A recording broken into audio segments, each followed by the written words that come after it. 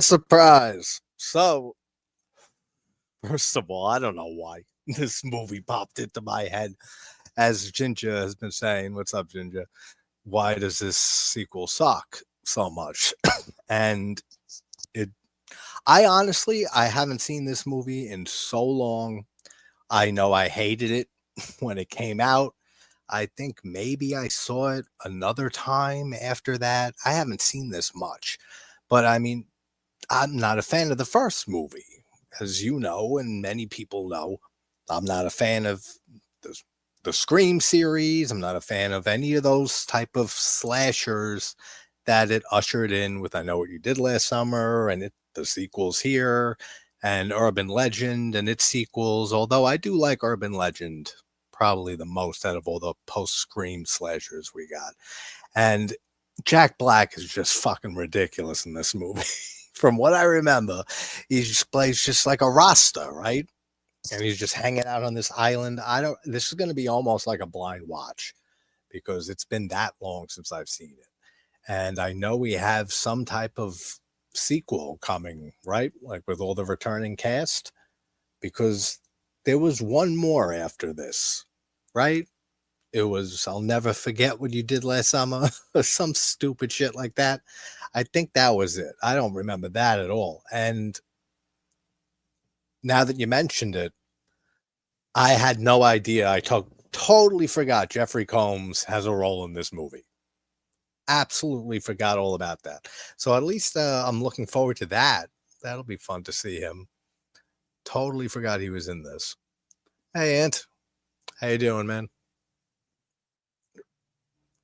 What are you up to? You're up to 2013, man. You're blowing through it, man.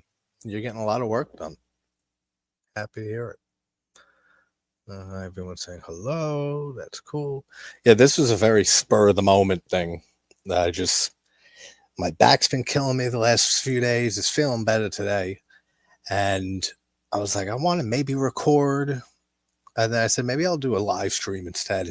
And then for some, when I was thinking of whether to record or a deep dive or something, this movie just popped into my head like out of nowhere. And I don't know why, because like I said, I haven't seen it forever. I don't like it really. So I don't know what made this pop into my head, but I did a video long ago on the original, and I think this is the best you're ever going to get when it comes to talking about this movie. And figured why waste a good deep dive review effort with editing and shit on a movie like this. So we'll do it this way and watch it and bash the shit out of this movie. But I'll wait a few minutes just for a few others to come in. If anyone wants to watch along, I pinned it, the Look movie link. I'll drop it again.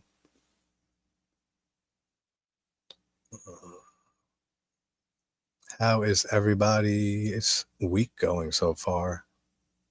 It is, we made it through hump day. We did it. Where is this fucking link? Oh, here it is. There is the Look movie link. Hold on, let me see. See, I enjoyed the first one, but this one this just failed. Yeah, I mean, the first one, I have a little bit of nostalgia for it just because it came out when I was, I don't know, when did it come out? 97? So I was like 9, 10 years old or so. So it was like the first few years into my horror journey.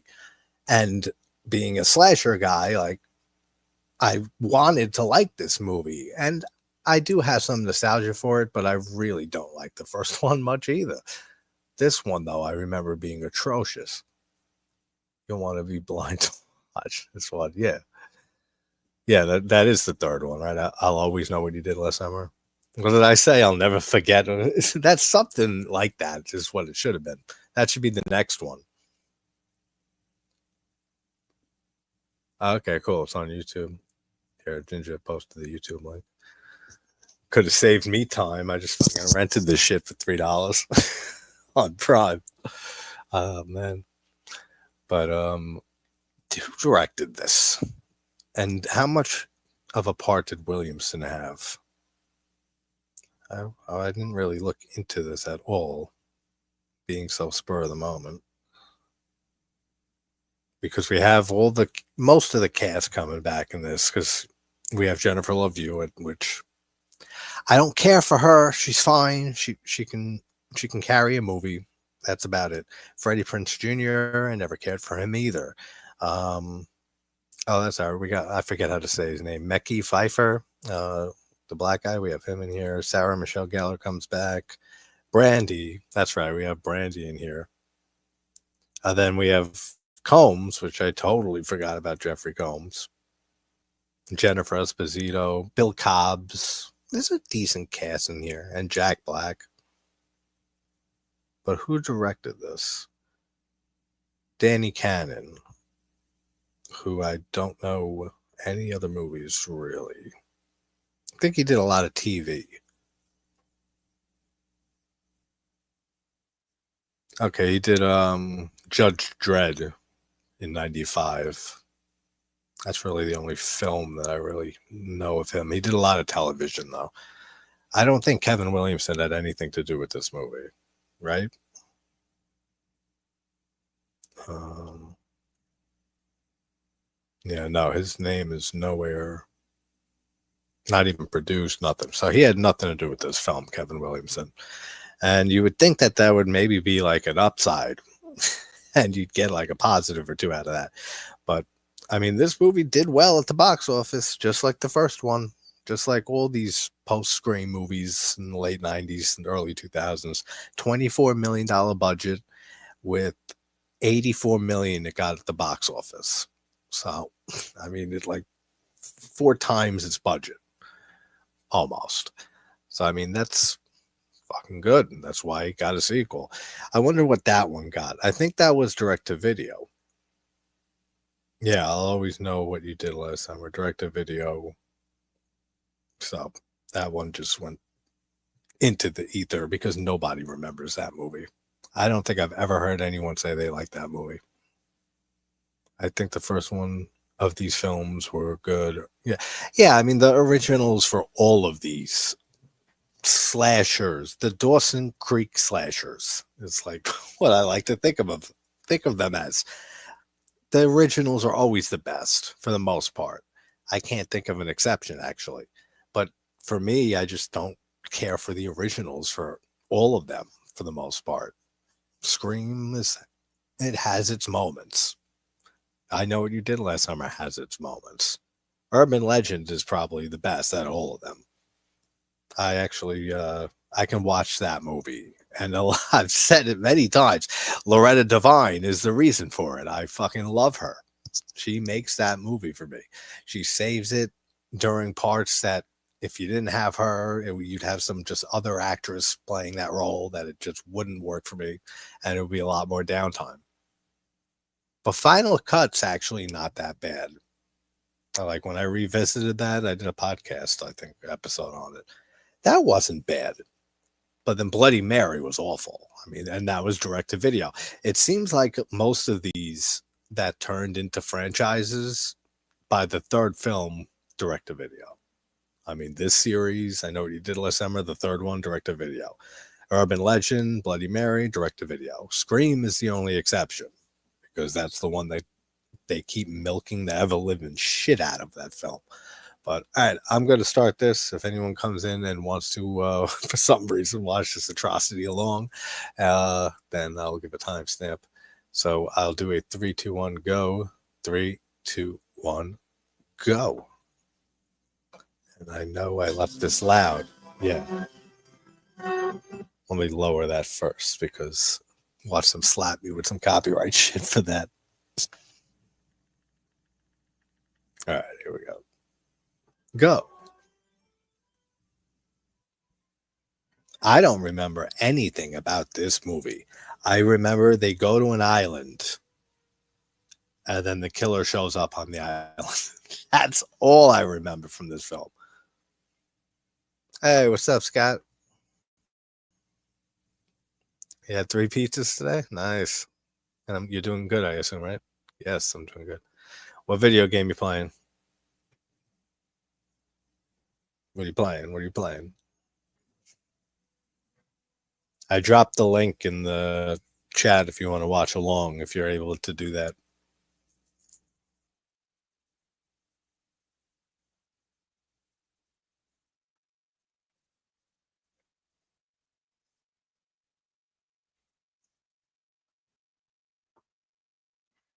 So apparently, yeah, we're getting a legacy sequel of some kind for this franchise, which I could not care less about.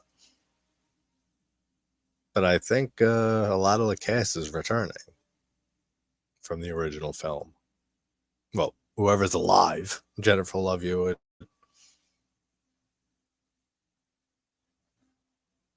Let me see if I can pull up any info on that. It's coming out in next month, actually. I did not know that.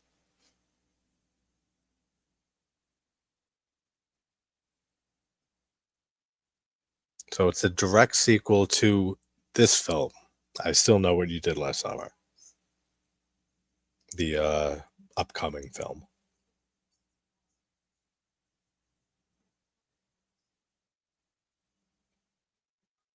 Hmm, Not really any names that I noticed in the cast, except for Freddie Prinze Jr. is returning and Jennifer Love Hewitt is returning. And it's going to probably be awful. So, I mean, I don't like to assume, but with my track record with this whole franchise and with legacy sequels in general, as years of late, I don't have high hopes for that. So we got this girl at confession.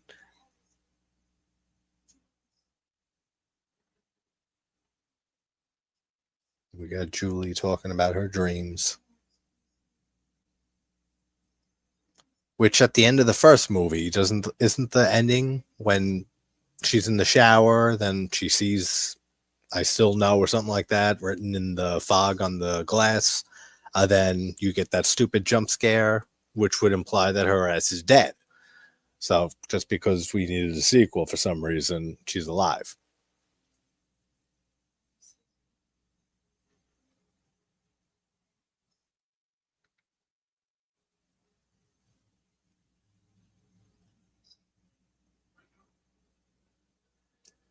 I'd be curious to know how many people saw this sequel before the original.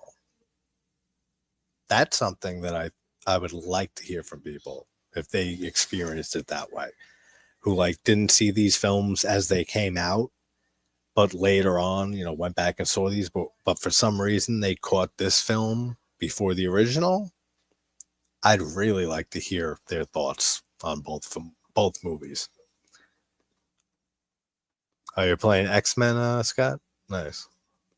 Scream 2 is a good sequel. Yeah. But I'm not a Scream fan. I despise the franchise. So I'm the last person to talk to about Scream. And yeah, legacy sequels. I can't stand that whole term.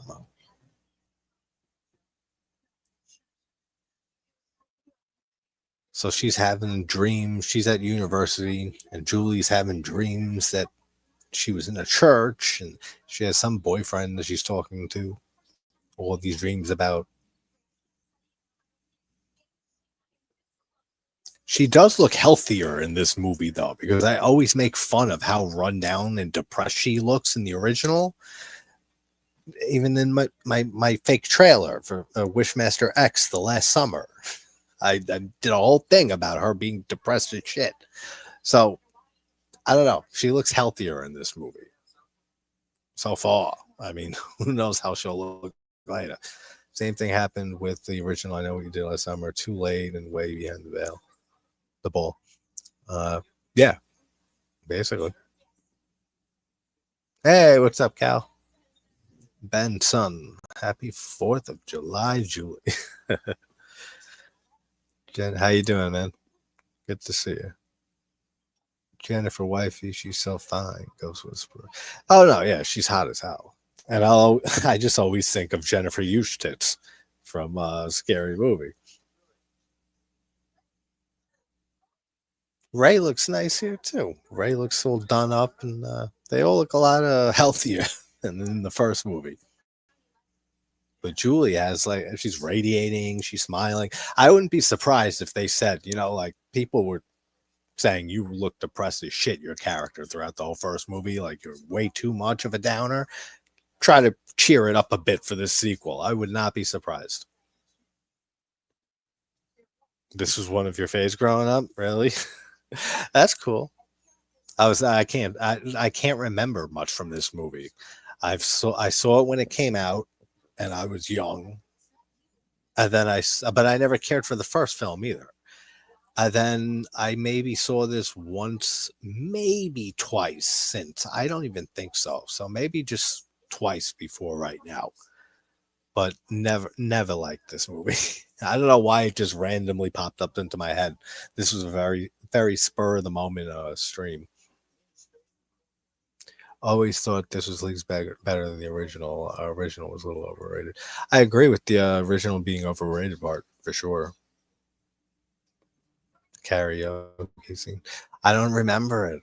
I'll see it as it unfolds here. The only thing I really remember from this movie is Jack Black being his ridiculous, stupid self, and with the dreads and looking like a Rasta. And then you have them leave the university and go to an island.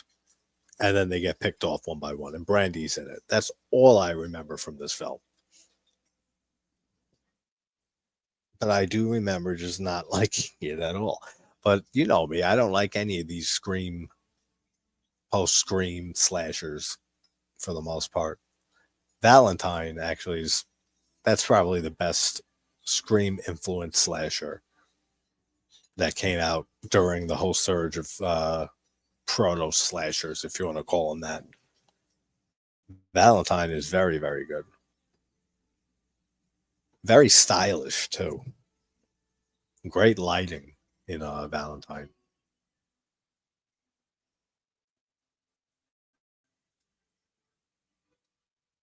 Yeah, I used to really like Jack Black, and I still will laugh at a lot of stuff from him, like but older stuff.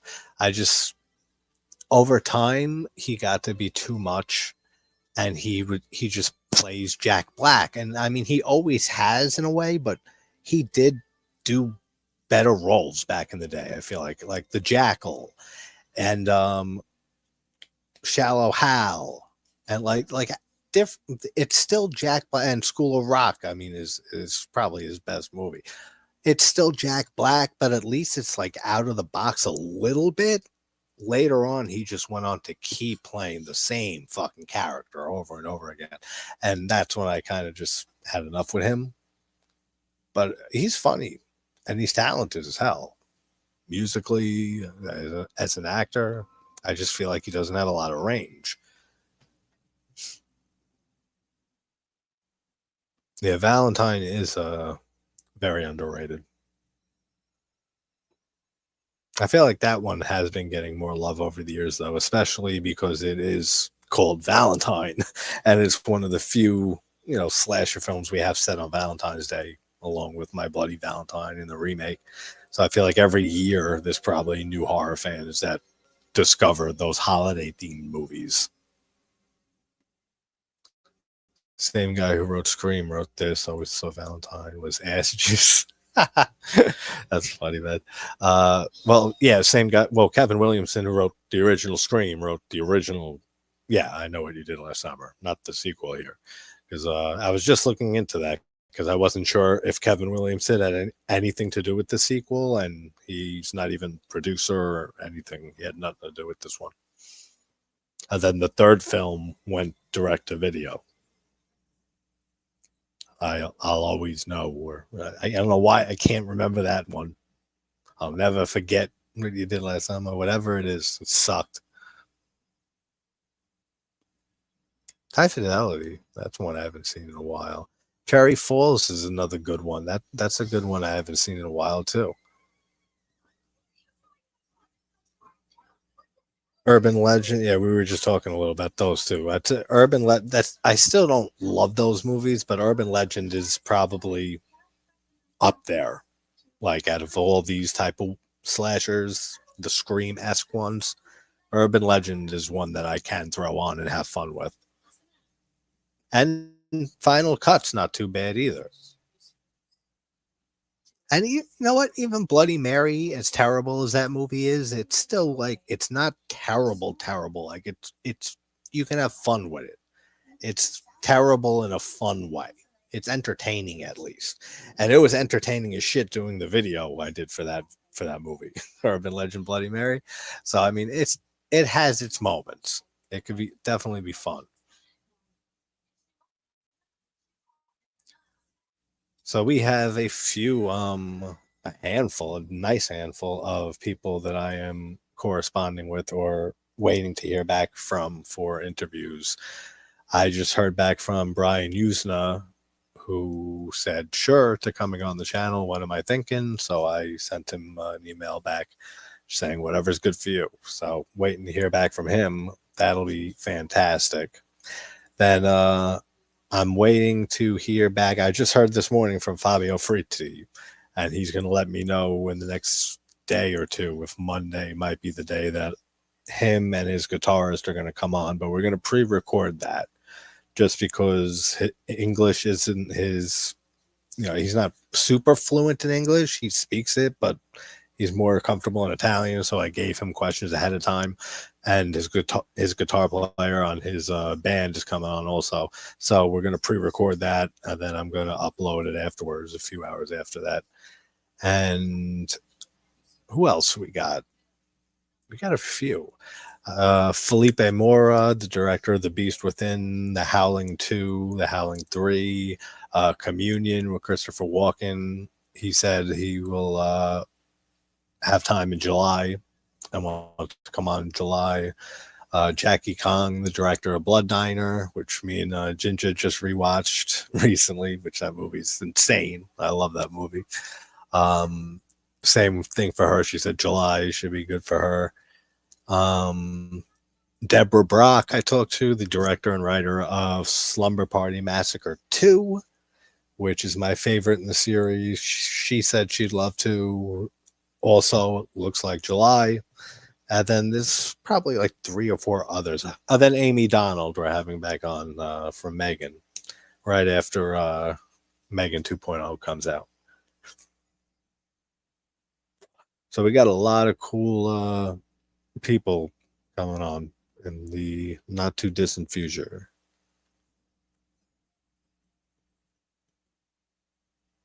Brian Usna would be great. That's going to be, I got a ton of questions for him. He's done so many movies.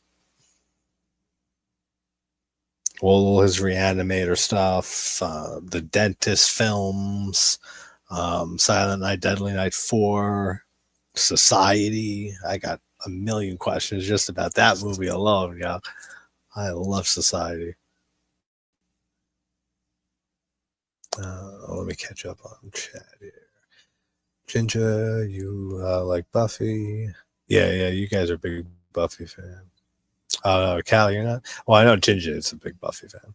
I watched it here and there, you know, growing up, Cal, but I never got big into it either. Final Cut, I didn't like, but I haven't seen it since it came out. Yeah, when I did a video on it and I rewatched it, it went up a bit from what I remember it. It's still not great, but it's entertaining. That whole series, I guess I could say, is probably the most consistent out of all of these post-Scream slashers. The Urban Legend series, even if they're bad, which the last 2 are, they're still entertaining. So at least it has that going for it. Yeah, it also has that stupid as shit scene where they all lose their guns among the prop guns, and they're it's so stupid. That whole film is stupid, but there, like I said, there's fun stuff. Yeah, the fence killer. No, thanks, buddy. Yeah, it's gonna be a lot of fun having some more awesome people on. Yeah, the dentist. The dentist is great. I love the dentist and the dentist too. Both of those are very, very fun films. The effects are really good. Like there's not a lot of kills, especially in the first one, but when there is like effects work being done, especially like one scene in particular, I don't want to spoil, but it has to do with teeth. The effects work is really well done, and it makes you like just like it makes you squirm. Yes, and Return of the Living Dead 3. I'm gonna have to rewatch those movies before he comes on because I've never been a fan of that series. And I think I've seen three. I know I've seen three at some point. I just don't remember it, or did I not see three? I don't remember, honestly. I know I've seen the first two, and I just never really cared for them. Only made it to Silent Night 3, but watched 4. Yeah, Silent Night Deadly Night 4 is weird as shit. It's like there's bugs like all over the place. It's like this weird bug creature feature. It has nothing to do with Christmas, like a Christmas slasher or anything like that. It's a really weird film. Yeah, that's what you consider the second best, right? Many people do. Three, then one, and then three, right? Yeah, and Clint Howard we have in four. Then he did Bride of Reanimator. He did Beyond Reanimator. Like I said, Society alone, I got so many questions.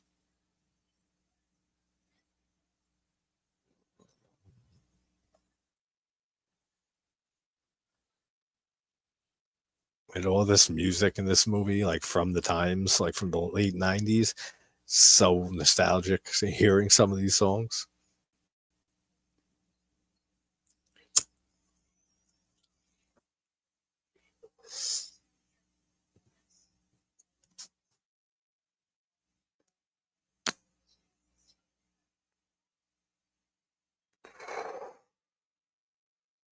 Oh, it's absolutely weird as hell. Silent Night, Deadly Night 4.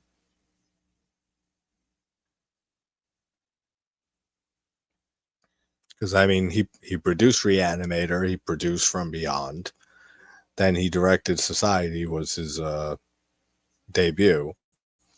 Then he co-wrote Honey, I Shrunk the Kids, which I always forget about that, which is such a fun movie. Honey, I Shrunk the Kids,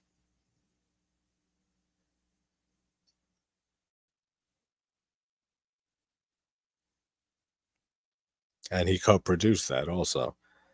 And he also produced. He was a producer on Dolls.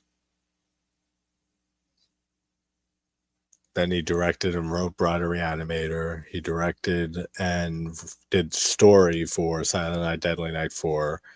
He wrote the story, or he was the writer for Silent Night, Deadly Night 5, The Toy Maker.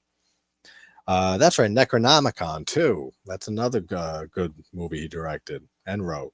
He did a segment, I think, or segment or two, I think, in that. Then he directed The Dentist 2. Um, he produced Dagon, which is Dagon's a great movie. That's something I got to do a video on soon. Have you guys seen Dagon? Another Stuart Gordon film? That's a very underrated Stuart Gordon movie. Yeah, yeah, exactly. That's some variation of that is definitely a question. Yeah, From Beyond's great. From Beyond, I mean, that movie complements Reanimator so well for me. Like back to back, that's such a great double feature. Is Reanimator and From Beyond, because in one you have more of a horror comedy, obviously with Reanimator, and then more of just a off the wall, wacky, more serious approach to a Lovecraftian idea with From Beyond. But Dagon is great. Yeah, check that one out. There's some mass CGI in it, but for the most part, that's a great film. And it's based off the Lovecraft story. Is it the Dunwich Horror? I think it's the Dunwich Horror, like with the fishing village that like worships an elder god that came from the ocean, which is actually the inspiration for one of the last levels of Bloodborne's DLC. is the fishing hamlet, and it's all based off of the Dunwich Horror and that fishing hamlet, and they worship an elder god and all that. They use that from that. But it's yeah, that's an underrated Gordon film.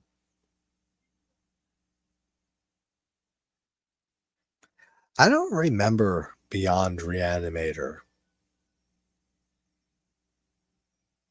I remember seeing it, but I don't remember much from it. Like, I remember Herbert West was in prison, and like, that's it.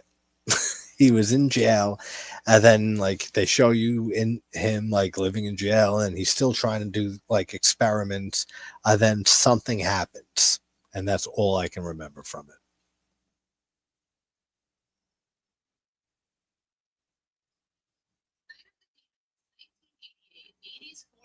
Ooh, I like how they're mentioning Night of the Demons, 1988.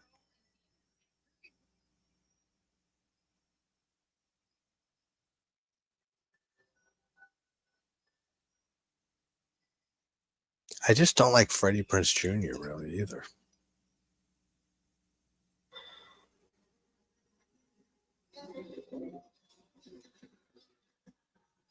Oops. He found the dead corpse. Here's the hook killer.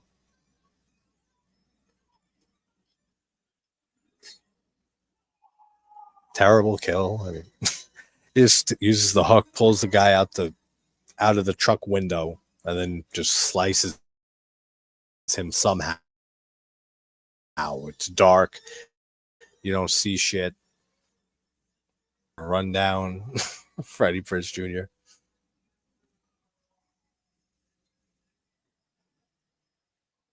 Freddie Prinze Jr. is jumping off bridge. There's sparks flying all over the place. It's fucking ridiculous. But they still haven't gotten. They didn't even go to the island yet.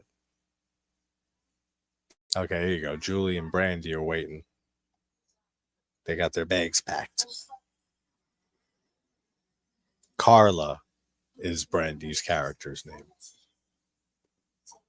Hey, what's up, Larry?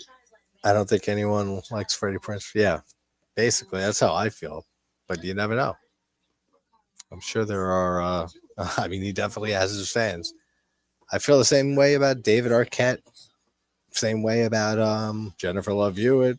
Same way about a lot of the actors and actresses in all of these post Scream slasher movies.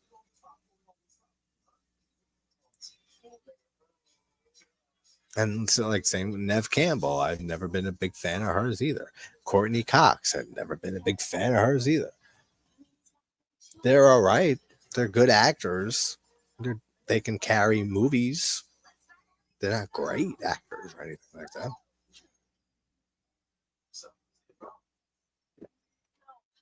Like, if you can carry a film as the lead, like Nev Campbell and Scream and Jennifer Love Hewitt in this movie and the original, then you're a good actor and good actress.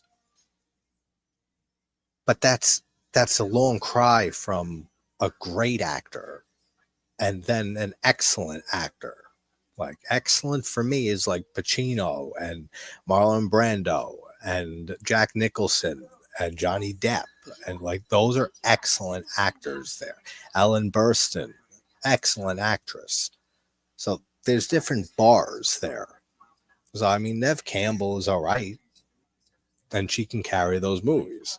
And I liked her in what was it, The Craft? Right, that's the late '90s one I'm thinking of, right? Early 2000s. I think it was late '90s.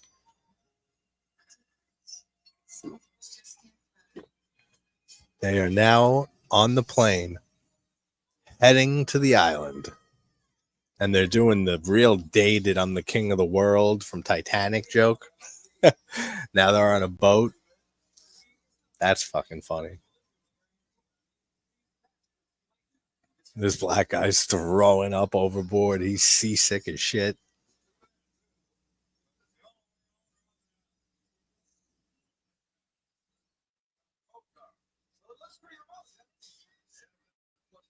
So it's this remote ass island that they're going to.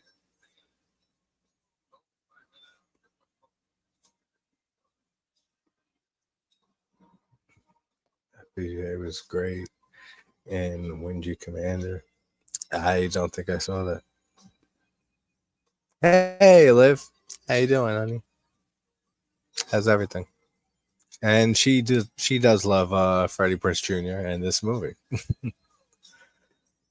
If you want to watch along, Liv, I pin the Look movie link. I can give you a timestamp,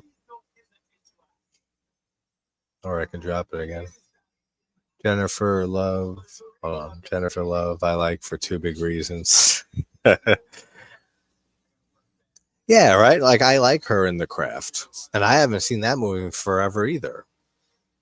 But I like her in that movie. I don't care for her much in Scream.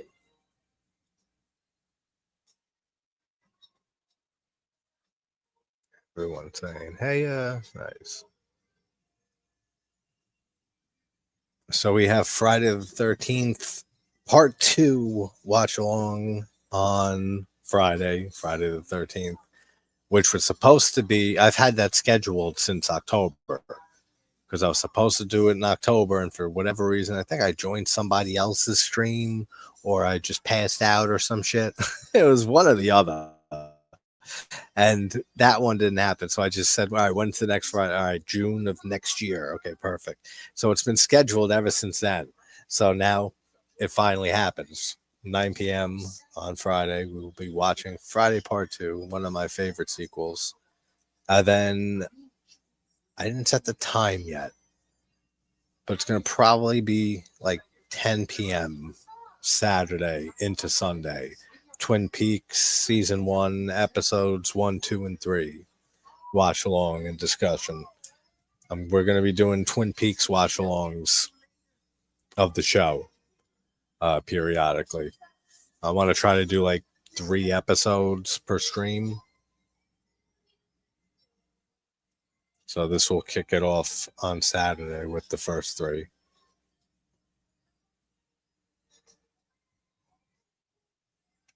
Because ever since Lynch passed, and then ever since I did the Fire Walk with Me deep dive, I've been in such a Twin Peaks mood. And I've been thinking ever since I started the channel how to cover the show. Like do a video per episode. That would take forever. And I'm knowing me, I wouldn't have even finished that project. So then like maybe a video per season. That would be easy with the first season because it's only 7 episodes, I think 8 episodes. But then you have the return and the season 2 and the return. So then I thought of other ways. I couldn't think of anything. So I thought, watch alongs might be the best way to do it. That way you can just watch 2-3 episodes in a row and we can all talk about it. And that'll be the best way to cover the series. Maybe I'll do like a video at the end of season 1 and end of season 2 and the end of the return and do like a recap retrospective on the season or something to complement them. Something like that. Let me see. Let me catch up on chat. Hey, dudes. Leave her alone. Cat Dog. That was a great show back in the day. Oh, yeah, absolutely. I use it all the time. A lot of us do. It's free, and the only thing you have to do is wait 10 seconds at the beginning of the movie for like a countdown. That's like an ad. It's the only ad that it has. And it has like basically anything. There hasn't really been any, and here's Jeffrey Combs. There hasn't been really any movie or show that I've tried looking for on Look Movie that it doesn't have. It has fucking everything. You love Nev Campbell also. Wild Things. Wild Things is a good movie, actually. That is a very good movie. I rewatched that last year.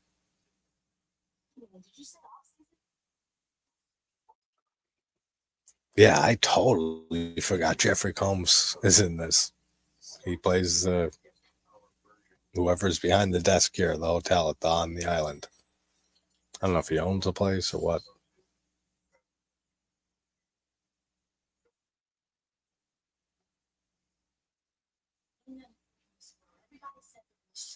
It's funny because he doesn't look old because this is from the late 90s, but he doesn't look young either. Like from being used to seeing him from either watching older movies of his from the 80s and early 90s and from seeing him in a bunch of stuff, in the last 20 years or so. So for a second, I'm looking at him. It's like, he doesn't look young, but he doesn't look like old Jeffrey Combs, like older Jeffrey Combs now.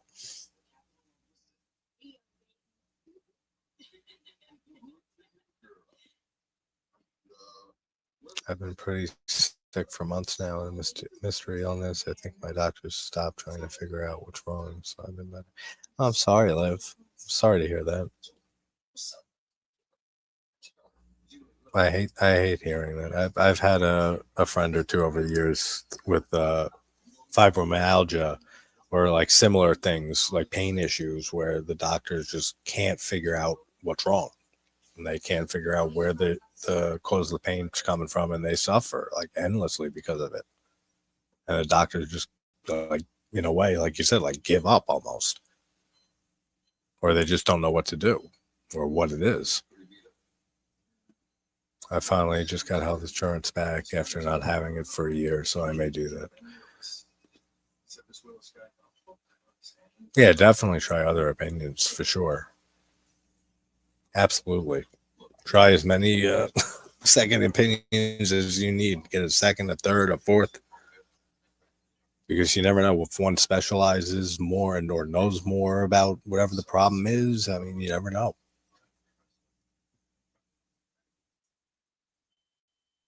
I figured it probably was something like that. I didn't want to assume, but I was leaning towards it probably is because I hear about that a lot. Like especially with people that say that like they can't get diagnosed, like they can't figure out what's wrong. A lot of the times it is something similar to fibromyalgia or some type of chronic pain that they can't figure out the cause. So yeah, no, definitely like Cal says, we're thinking about you, we're praying for you. And yeah, just if you can get another opinion, see another doctor because you never know what one might know and the other doesn't. One took a seminar once and knows about something that another doctor wouldn't. You never know.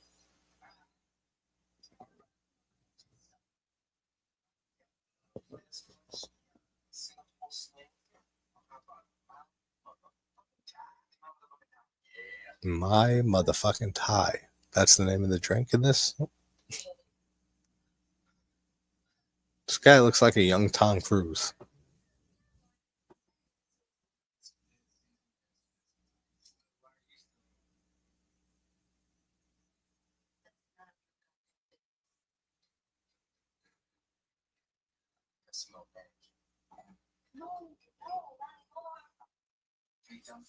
Yeah, he really looks like Tom Cruise. This dude. It's just exhausting having to explain all my symptoms and everything over and over, especially when I feel so tired and like garbage all the time. No, of course, we're always here for you. And yeah, no, I understand that. I mean, I've had to, over my life, I've dealt a lot with depression, anxiety, and all that type of shit. And same thing. I mean, you see somebody, a therapist or doctor, and you gotta explain your whole fucking life story, and then try this, try that, it don't work, and then try to see someone else, and you gotta explain your whole life story again, and it gets very frustrating. It really does. And especially like you said, when you're not feeling well already, and then you got to deal with all that. It's hard.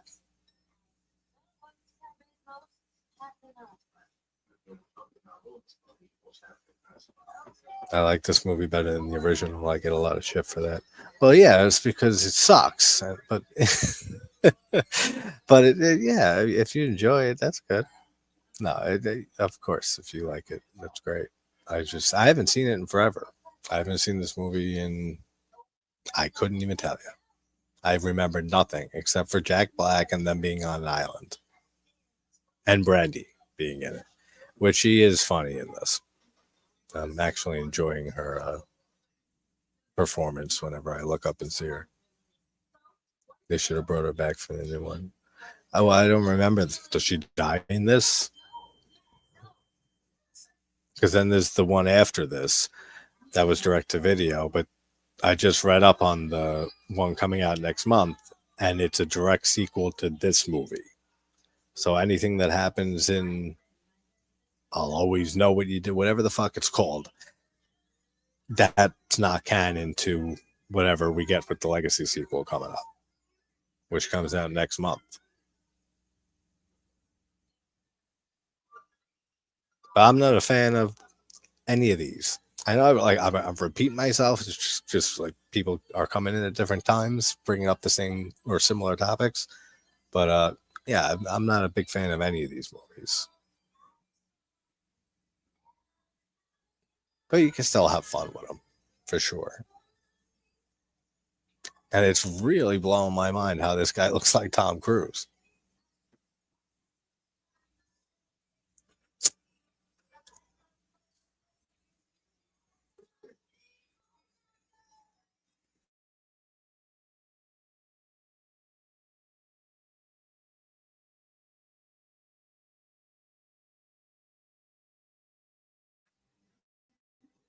Oh, there's her little message.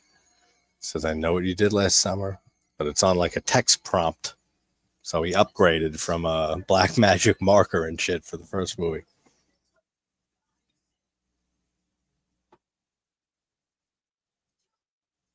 But yeah, she definitely looks a lot better in this movie. Like much healthier. She looks so pale skinned and depressed and miserable in the first film. And that's something that always turned me off to it too. She looks so much better in this.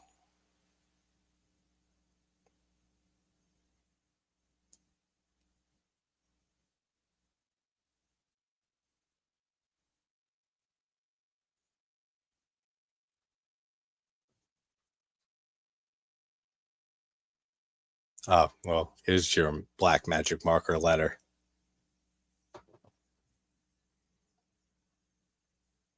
She comes in, she sees the little letter with Julie written on it. On it? On it. And then someone's coming up behind her, and you know it's going to be some fucking friend. And I hate that. I hate those jump scares. Yeah.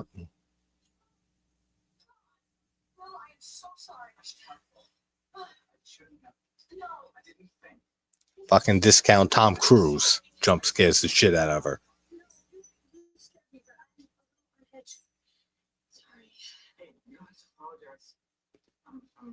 They talked about bringing back Sarah for the new one, but she refused because her character died in the first one. But like, it could have been a flashback, or yeah, it could have. I mean, I guess I know she's kind of disappointed that she hasn't gotten called back for Scream, for like Scream 7 and stuff. I read some type of article of her saying I never got a call back or anything. So maybe she like would rather go back to Scream than this franchise. I'd be depressed too if I was a party of five. Yeah, exactly. But no, she just looks super depressed in that movie. And I think it's her bangs too in that. The way her bangs just are coming down over her, and she looks pale as a ghost, like a spooky ass ghost, and she's just fucking miserable looking the whole time. And it's just a turn off completely. And I know she's supposed to be because of what they did. That thinking that they killed and dumped the body of this guy. I get it, but she's just way overdone. Like this, she looks like happy. She's smiling at least every now and then. She's laughing. She doesn't look pale like that. Her hair's different too. There's no bangs, like depression bangs. That's the new hairstyle. Depression bangs. Give me the depression bangs.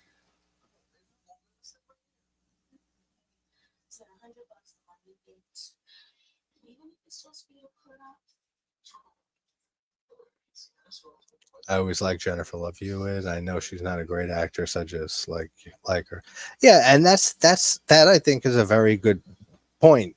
Like, even if you didn't mean to make that point, like exactly what I'm about to say, but it brings up something that is a good point. There's a lot of actors and actresses like that that you can love them as a person and just love seeing them play themselves and still admit that they're not great actors or actresses, that they're good actors, but you can just love their personality so much. And that's something I think that people don't talk about enough when they, you know, grade an actor or how much they like an actor. Like, yeah, some of it does have to do with their actual acting abilities, but a lot of it just has to do with, that person. Like, sometimes I'll like Jim Carrey. Some people can't stand Jim Carrey. And Adam Sandler, same thing. Some people love both of them. And I don't think they have any type of amazing range or anything. They always play themselves. But if you love that person, then you're gonna love that actor, which I did like a lot of Adam Sandler's earlier stuff. And Jim Carrey, I've always liked. And the Ghost Whisperer, I forgot all about that. But she wasn't even a main character in the Scream series. Yeah, and exactly. She was what? She was in two, right? And she got killed. Didn't she get killed? Because why would they bring her back if her ass was murdered? That don't make sense. Why not bring back the cameraman from Scream One or Two, or Drew Barrymore? Yeah, exactly. She's much cuter in this movie, and it has to do with not looking like a miserable bitch throughout all of it. What the heck was that movie? Sarah Michelle Gellar was in The Grudge, not The Grudge. The Eye. Um, is it The Eye? I know what you mean. It's not The Grudge. It was another remake. I can't remember exactly. Yeah, it was a terrible movie. Whatever it was. Adam Sandler. Hey, what's up, Mate Black? Adam Sandler was groundbreaking in a dramatic role in Punch Drunk Love. Honestly, I never saw it, so I can't comment on it. But something I got to check out then. I mean, I grew up listening to like Adam Sandler's albums, like his skit albums and stuff. What the hell are the name of them? What the hell happened to me, or something like that. And there was like three of them, and they had like the goat song and a bunch of skits throughout them, like piece of shit car, like a bunch of funny ass songs. That's what I grew up listening to those albums. They're all gonna laugh at you. That was the name of one of them after the line from Carrie.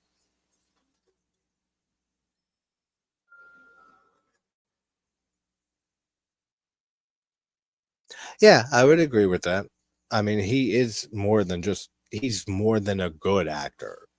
I would say he's a great actor. He just, like you said, he doesn't utilize his talents enough. Because I think a lot of it is that he just got typecast as the type of characters he usually would play, which would usually be some variation of himself or an exaggerated version of himself. Like, if you give him, and I'm guessing that's what Black here is saying with Punch Drunk Love. Like, if you give him a role that's completely different, I'm sure he'll knock it out of the park. Absolutely. And that's something that's unfortunate that we don't get to see that often with actors that get typecast in certain roles or just are known for playing themselves. You don't see them get offered roles that are really outside the box, that they can really show off their talent like that, especially comedic actors. Like, when you try to look at a comedic actor and they try to go to playing more dramatic roles, I feel like there's always kind of more pushback than the opposite if it was a dramatic actor and they start doing comedic stuff. I don't know why that is, but it seems like something that I've noticed throughout my life watching movies and TV.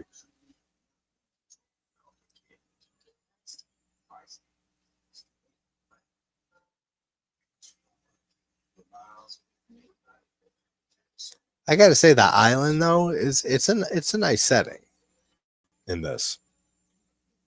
It is very pretty, and some of the night shots here, like with the lights and the pool that they're in. So there's some good shots in here. There's Jack Black, this fucking idiot. He pops out the water, scares the shit out of these two people, Brandy and the other guy, and he has a joint that's not wet at all somehow. And then he lights it on the candles that are just hanging out by the pool there. He's so fucking random in this.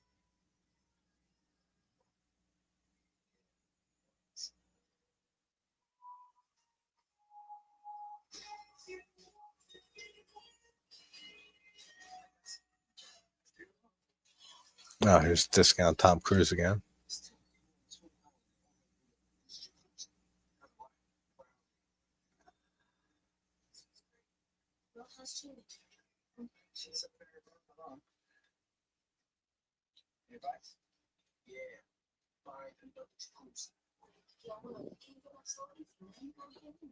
I mean, kill wise so far, we're 47 minutes into this movie, and there's another 53 minutes left. Are you fucking serious?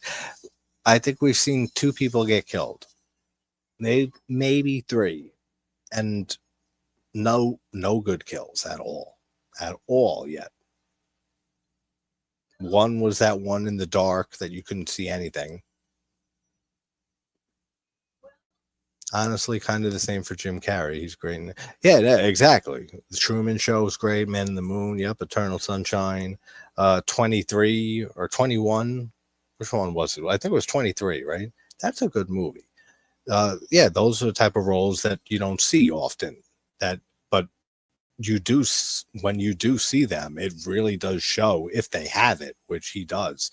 And same with aforementioned actors. It shows that talent like a lot more, and it makes people really go, wow, like he can do a lot more than just play the goofy impressionist, weirdo character that he plays in Ace Ventura and all those type of stuff. I always like to see comedic actors do. Yeah, me too. I always like seeing actors do any, like, switching it up all the time. I don't like to see any type of actor or actress stay in the same genre and play the same type of roles over and over again for their whole career. And I think most of them don't like that either. And they always want to challenge themselves and do something different. But a lot of them do end up just getting known for being that, either themselves or whatever particular character they're good at portraying or excellent at portraying. And that's it. And that's what they get known for. And yeah, he is. He's ridiculously stupid. I, I don't even understand why, like, why is the killer coming back after Julie? Like, why they went to this island to get away? Now the killer's coming, but who is it? I don't remember. I have no idea. I hate the twist in this one. I don't remember. I really not see it, but also I'm not paying attention fully.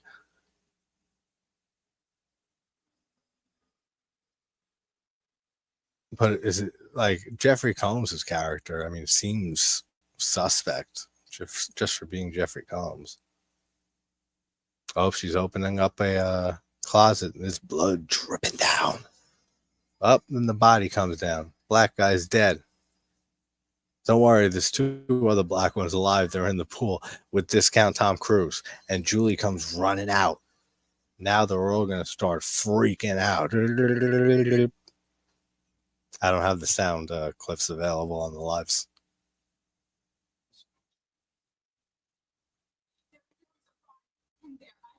Oh, The Return, the Japanese remake you were talking about? I don't think I saw that, actually. Now that you mentioned the title, I did remember her being in another Japanese horror remake, but I don't think I saw that then.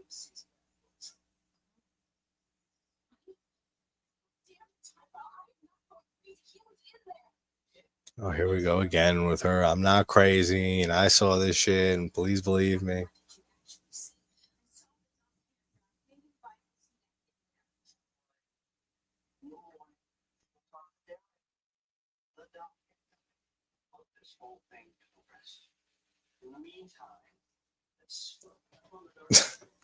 Here's Jeffrey Combs. Yeah, Ginger, so far, he is the only redeeming thing about this movie. And Brandy. Brandy's been fun. But seeing Jeffrey Combs is great in any situation.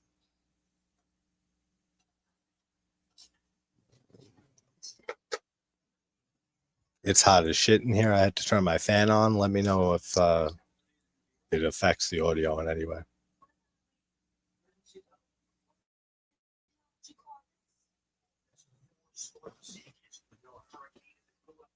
So now there's a hurricane hitting the island, and Jeffrey Combs is saying that there's no calling for help or anything like that. They got to just ride this storm out. They got a storm shelter. Have a great night. He walks out.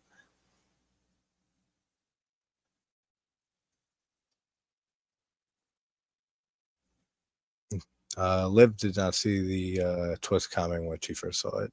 Then again, I was 8. But yeah. When I first saw this was 98. So I was 10.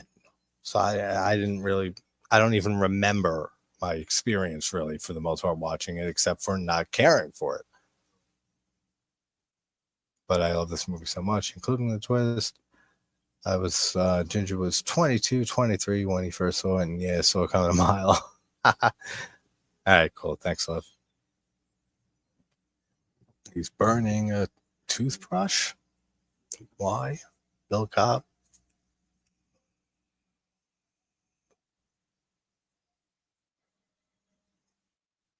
There's Jack Black again. Oh, he looks so fucking stupid. Why did they like approve any of this? He looks so dumb. Oh, fuck my back. That hurt.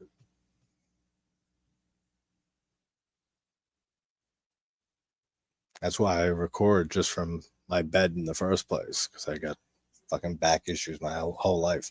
I could prop a pillow up right against me and I'm good. I ain't sitting on no hard fucking chair.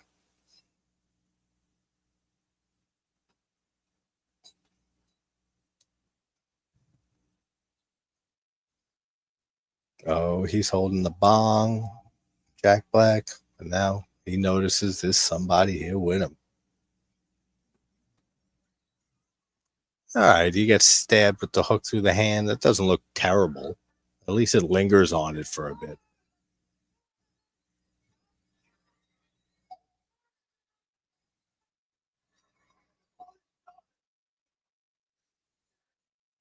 Seriously, don't do that, he says to this guy. Come on.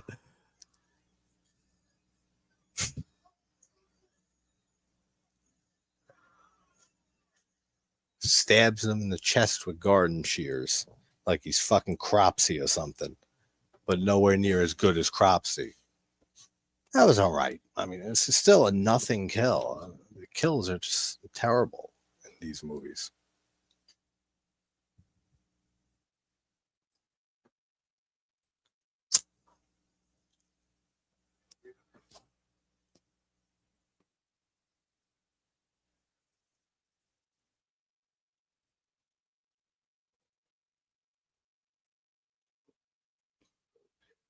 Yeah, Liv Cal thinks this is the best in the series.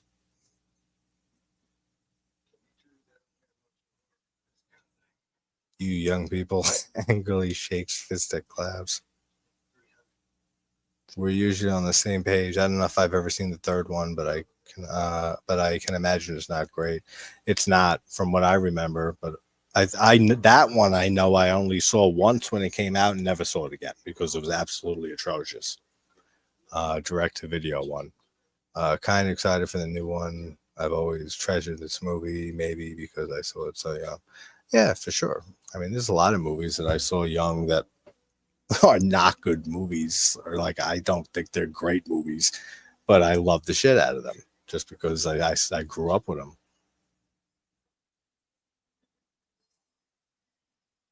And there's some that people just think are shit movies, and I think they're excellent movies. Fuck you, like even if the majority don't like them, like Book of Shadows, Blair Witch 2 is like one of my go-to examples.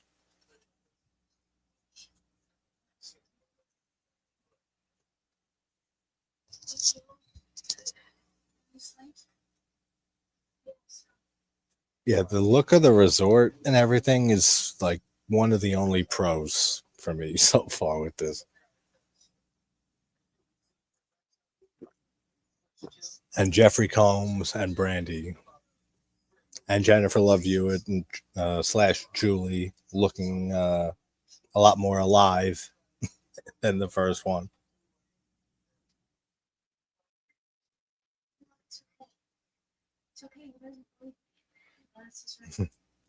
Yeah, no, it's funny because it. I mean, I guess it's not too funny because it always works out this way. But if you take any two people in our community, there's probably 75% you'll agree on movie tastes. Then there's like a 25% difference, usually with anybody. Like, because I have a lot of similar tastes with Cal too. But then I have a lot of ones that we do not agree at all on. And that's what it usually is with like anybody. Usually there's a lot of things you'll agree on. Then there's just some things that are just, I can't see on that one. The tanning bed scene in this movie really got to me for a long time. I used to have nightmares about the fisherman stalking me. I don't remember the tanning bed scene yet. But I do know the one from Final Destination 3 scared the shit out of me, and I never used tanning bed or anything. It still scared me and made me never use a tanning bed. Final Destination 2, I've never driven behind a logging truck ever since that film. I drive past one on the highway, I see one, I pass it by. I'm not driving behind a fucking logging truck. Are you serious? I saw what happened in Final Destination 2.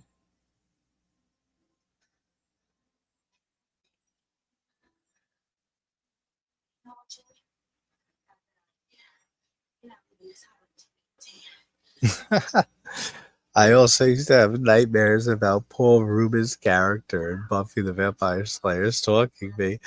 Lots of weird nightmares as a kid. Oh, that's so funny. Paul Rubens, Pee Wee Herman. Hell yeah, tanning that scene in 3 is awesome. Mainly for absolutely. I mean, it's a great scene, and I love how it. I love the way the editing in it, the abrupt cut from the top down shot of both tanning beds burning and they're screaming and shit. Then it smash cuts to the next scene, and where the tanning beds are, it's their coffins at their funeral. That's fucking hysterical. Did I see the new one? Yeah, I have such a complex history with it at this point. I saw it. I enjoyed it, but I didn't think it was that great. I recorded like a 10-12 minute review on it. Then I didn't feel like editing it. Then I started thinking about it more, and certain scenes were playing out in my head, and I was starting to reappraise how I felt about it. So I scrapped that review. And then since then, I just haven't really talked about it. But I do want to do like a full deep dive on it, like I've done for the first 5 movies, like way back when I covered the series eventually. But I enjoyed it. I have a lot of issues with it, but especially the CGI. There is so much CGI in that movie, and it does not look good. Like there's some that looks all right, but like the trash compactor death, that looks awful. There's a lot of this, and there's a lot of CGI throughout the whole series, but it looks better in the first five. Like some of the CGI in Bloodlines, I was shocked looking at it. Like, wow, like it really doesn't look that good. It is fun, and I thought Tony Todd's scene was just amazing. I thought that was heartwarming. His whole message, and knowing that that was unscripted and that was Tony's goodbye, basically, to everybody, to his fans and the horror world and life. Basically, I'm going to go enjoy whatever time I have left. All of that was beautiful, and there's some fun scenes and kills in that movie too. It's just at this point, it's I'd have to rewatch it again, but at this point, it's my least favorite in the series. It would be Final Destination 2, then 1 slightly behind 2, 3, 5, then a decent drop to 4, and then right below 4 is Bloodlines. It would be something like that. Yeah. Oh, me too. I got teary eyed with Tony Todd's monologue there.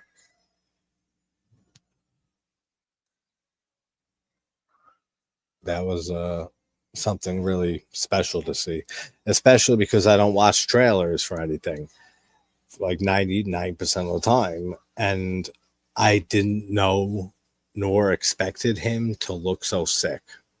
Like, I didn't know that he was dying, like right there on set, basically. I didn't expect him to be that skinny. That like blew me away. I saw him and I said, "Oh my god!" I said, like he was fucking dying like right then and there. Like he was so ill looking. That really got to me. Then everything he went on to say, that just like was the nail in the coffin. No pun intended. But yeah, that got me emotional. That was a great scene and a great send off to absolute legend. I would love to have him on someday in the future. He didn't pass.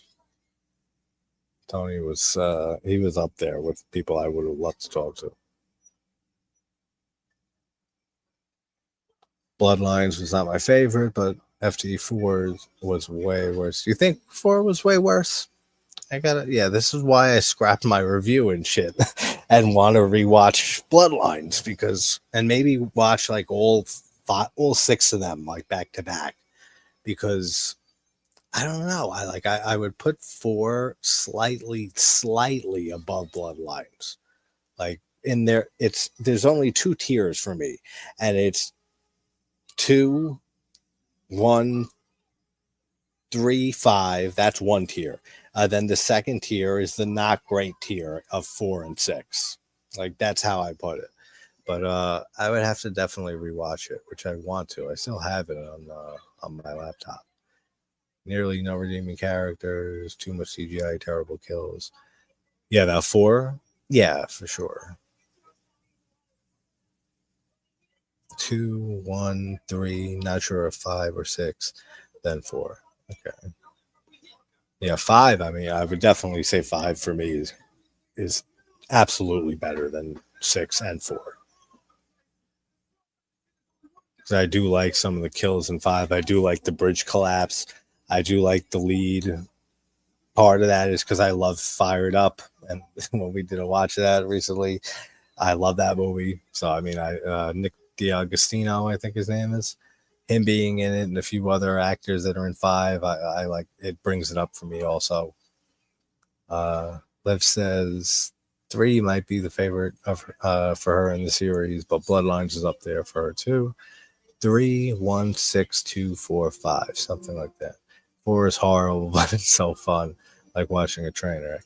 That's an interesting ranking. 3, 1, 6, 2, 4, 5. I could see 4 and 5 there, but to see 2 so low blows my mind. Like that's crazy to me. 2 is my favorite. I think 2 is the best. I mean, I think people can make an argument for 1 being the best. I mean, you can make an argument for any of them being your favorite. But being the best one, like I always would teeter between one and two. But two, I always give the edge to because I love the pile up more than the plane crash. And I love what's her name? I always forget the actress's name who plays the main chick in two. Alex, right? No, not Alex. Whatever her name is. I forget her name. I know Jason or somebody will come in with it. Um I like the characters, I like the kills better in two. So that one, that's what bumps it up above the original for me. Not Ali Larder, the main one in two. As soon as someone says it, it's gonna I'm gonna kill myself for not remembering it. I'm gonna say, "Oh, come on, man! I knew it. It was on the tip of my tongue." The one who plays Kim, that's the character's name.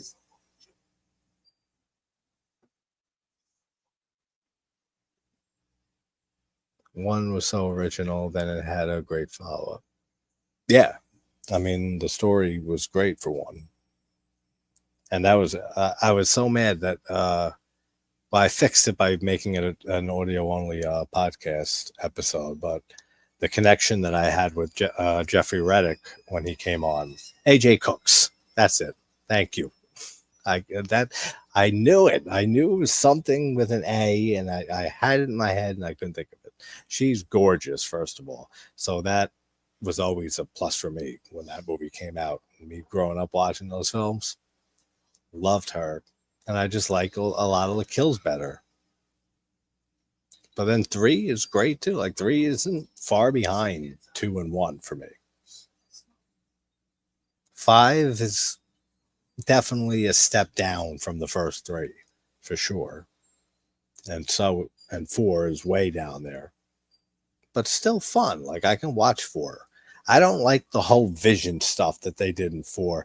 That like you would see like the character would have those visions with like the red filter or whatever it is, and he would see like whatever, like a ladder, or he would see a door, and I didn't like any of that. Like they tried something different with it, but I it didn't work for me at all.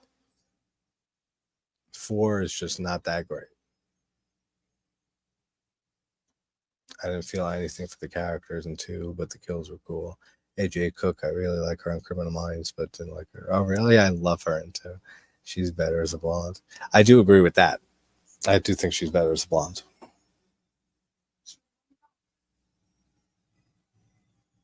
Brandy's looking for Julie.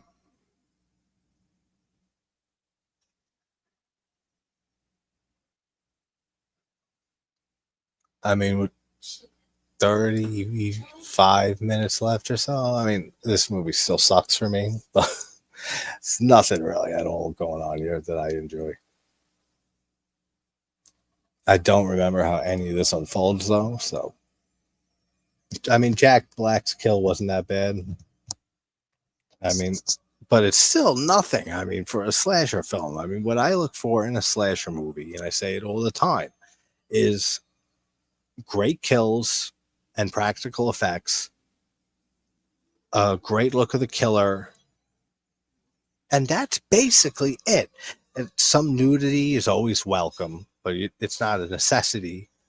That's basically it. The kills are what I look for the most in a slasher movie. I mean, the script is always the most important thing, but it doesn't even have to be for certain slashers, like The Mutilator, which is not a good movie in many ways, but the kills make it excellent. Like the kills are phenomenal in that film. But these screen film, like not screen films, but these films that were ushered in from Scream, the majority of them just don't have any kills in them, or good ones, or any type of good effects work like the 80s slashers did. It just, I don't like it. That's like one of the biggest problems I have with these type of movies. They're not slashers to me. They're like who done it murder mystery thrillers. Like for me, that's better to describe Scream and I Know What You Did Last Summer and all those franchises. There's a few that have decent kill, like Valentine we mentioned earlier, an urban legend. and Final Cut even had some decent kills in it.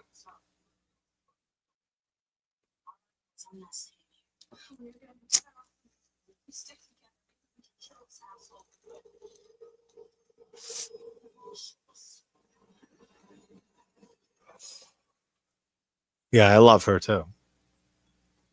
Yeah, Mary Elizabeth Winstead is great. I don't know what happened to her. She was in a lot of stuff. She was in The Thing 2011, the prequel, which I really enjoyed that, despite all the CGI.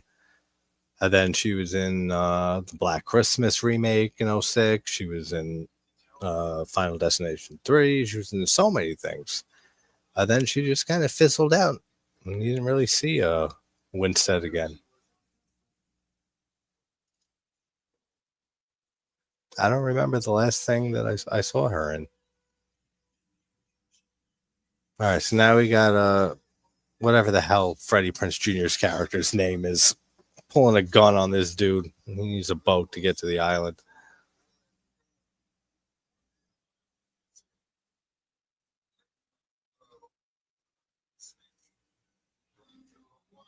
Kate from 2020, 2023. She's in that. Cool. 10 Cloverfield Lane is a really good one with her. That's right. She's in that. I never really cared for that whole series, the Cloverfield series. And I know like they're not all fully connected or something. Even like the first Cloverfield, I never cared for that movie much. But I have seen one of the other ones, and I can't remember if it's that one, the one with her in it. But those are movies I should go back and check out again. Like that whole little franchise. Because there's how many? There's Cloverfield, and then there's 10 Cloverfield Lane. Then there's another one, right? There's like the Cloverfield Paradox or something like that. Then is there another one, or are there more?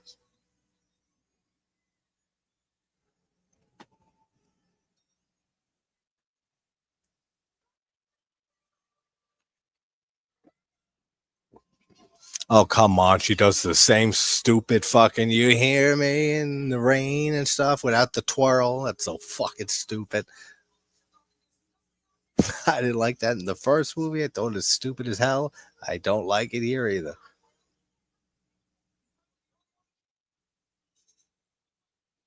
Cloverfield Paradox. So there's three. There's only three.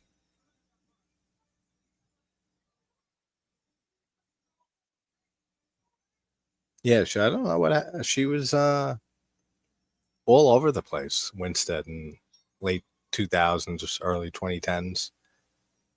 But I got to check out that one you mentioned from a few years back because I haven't seen her in hardly anything. They are talking about a sequel to Cloverfield, a direct sequel. So a direct sequel to the original Cloverfield. Okay, that's interesting.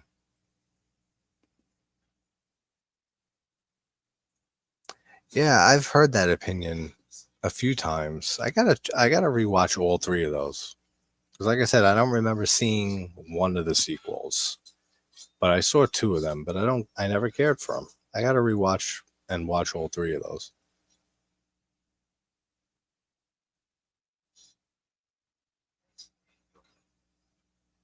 Now she looks depressed as shit, like in the first movie. Julie here. And like the bangs, the depression bangs, they're not fully back, but almost because it's been raining, the hurricane's coming and stuff. So we're like, it's kind of like she's got bangs. So she looks a lot more miserable now, just like in the first movie.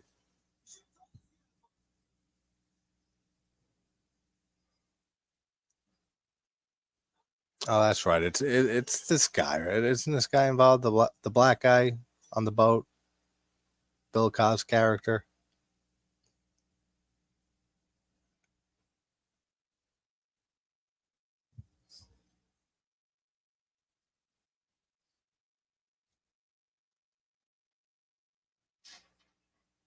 When I'm looking up when the next when it comes out next month. I think it's the 17th of July.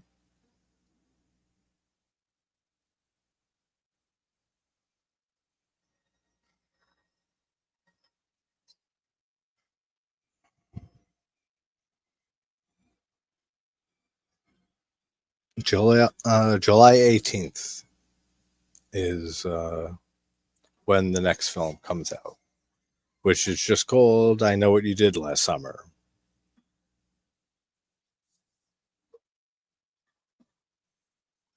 It just took her a while to get back to her depressed roots. Yeah, exactly. He definitely seems kind of sketchy, that's for sure. Yeah, well, he just knocked the dude out and said, "You ain't going nowhere." I mean, he didn't really talk like that, but it's kind of close.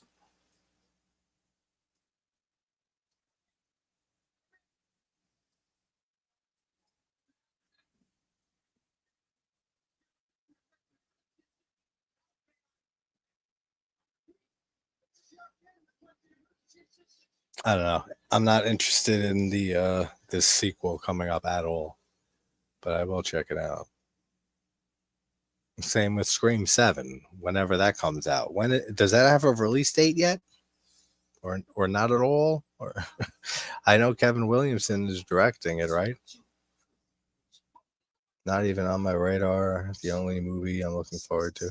Actually, thank you for bringing that up because those might be videos coming soon and movies that I have not seen in forever. And those two movies are movies that I didn't care for too much, but I've been wanting to rewatch for years now. And I think this is the perfect time leading up to 28 years later to go back and rewatch and do deep dives on the first two films. So those are things I definitely want to try to do before years comes out, sometime in the next week and a half or so. I'm not sure when 28 years comes out, but that's when I want to try to get those videos out.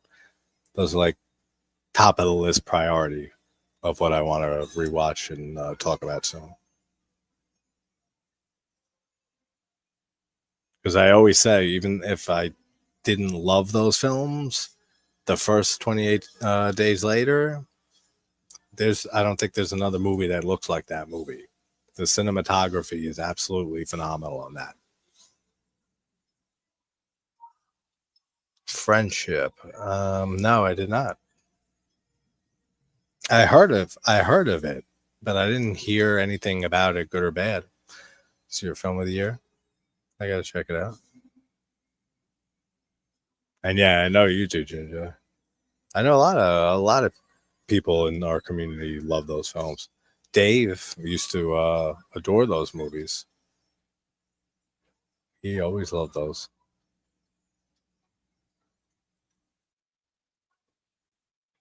He just watched them both last week. Nice. Yeah, I'm gonna definitely be doing videos on those two soon because it's been I couldn't even tell you how long since I saw those movies because they just never fully clicked for me because I like my zombies like slow and like classic Romero-esque zombies. I mean, there are some exceptions, like Train to Busan, I think is excellent, and those fast ass zombies. I mean, it depends on the film, but for the most part, I like the slower ones. But I don't know, something about it just didn't fully click with me when they came out, and I gave the first movie, I think, another chance several years after it released and I grew more appreciation for it, but I still didn't love it. Like it didn't click with me where I just finally said, "Yes, this is what I've been missing. Like this movie's excellent." So I'm still waiting for it to click like that. So hopefully this time around will be that time because it is one amazing looking movie.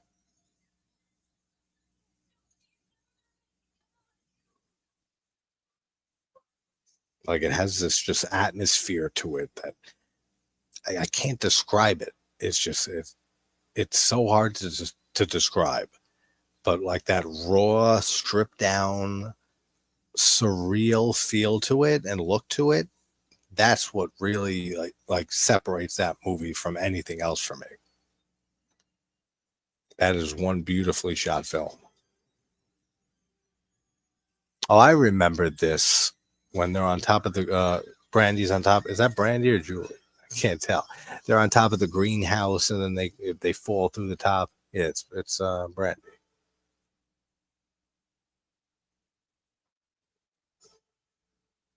Yeah, it was Brandy because here's Julie with the other person.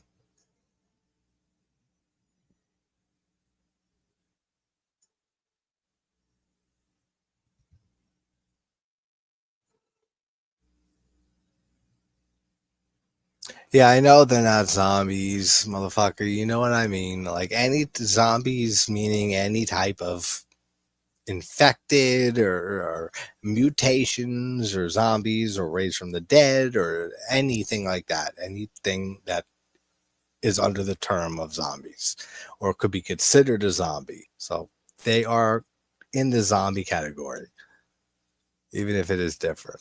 Just like Return of the Living Dead is from what, a toxic spill, a chemical spill, right? And I mean, Fulci's zombie is because of science, is because of voodoo or science gone wrong.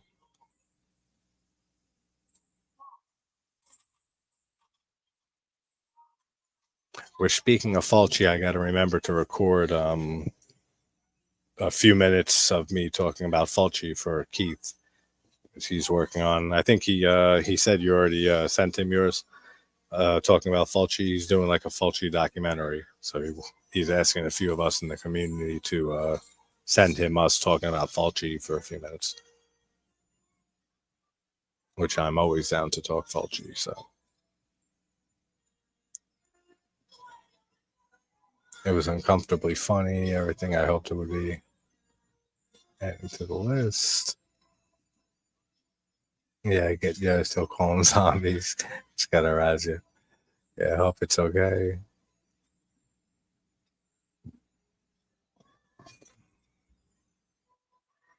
That what's not good enough.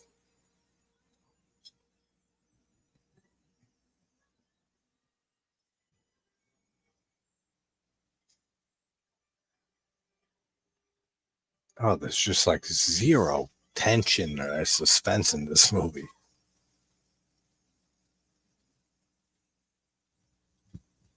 Oh, okay. All right. Yeah, yeah. Yeah, me too. Or I just like I'm not in the mood to record, or I just like don't feel like I'll, give it my all if I force it. So I mean, he said he needed it by like August or some shit. So, but I'll record for him in the next day or so.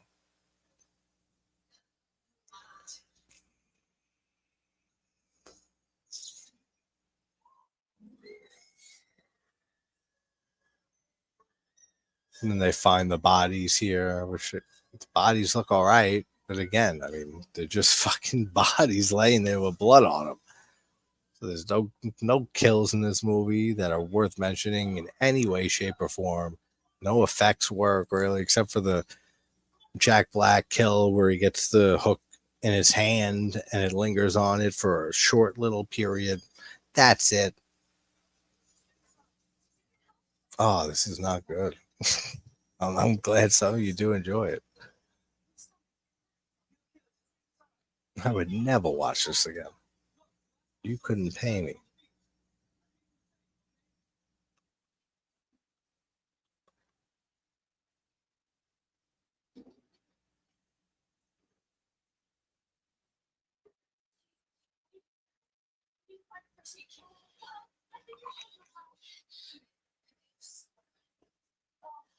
Yeah, because I wanted to do a Fulci documentary as well.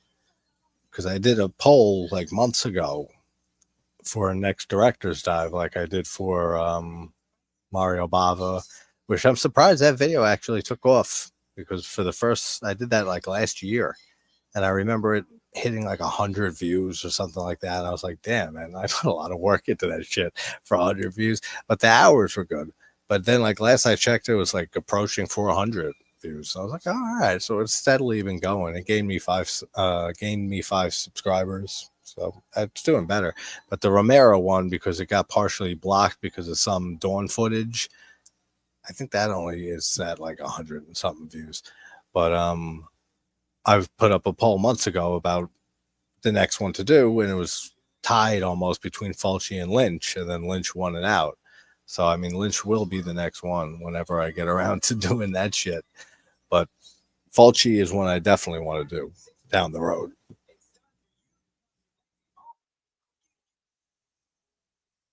Oh yeah, it's the Tom Cruise dude, the stupid boyfriend or a friend of hers, right? Yeah, discount Tom Cruise.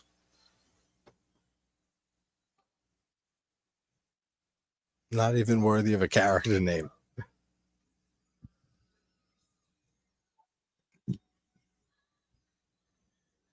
All right, that looks all right. The old black guy has the thing stabbed in him, the hook like stuck in his chest. Looks all right, or whatever it is. I don't know, it's like a rake or something stabbed. It's so dark you can't even fucking tell. Hey Joe, thank you, buddy. Smash that like button, indeed. Hey Paula, how you doing?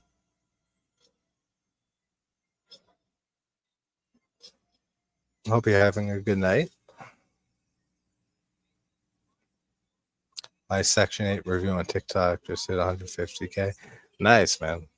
Yeah, that I sent you earlier. That Mitch Hedberg thing I posted on TikTok is still going. It's like 31,000 views and like 150 reposts or some shit like that. It's crazy. Nice to see you as well. Always nice to see everybody here.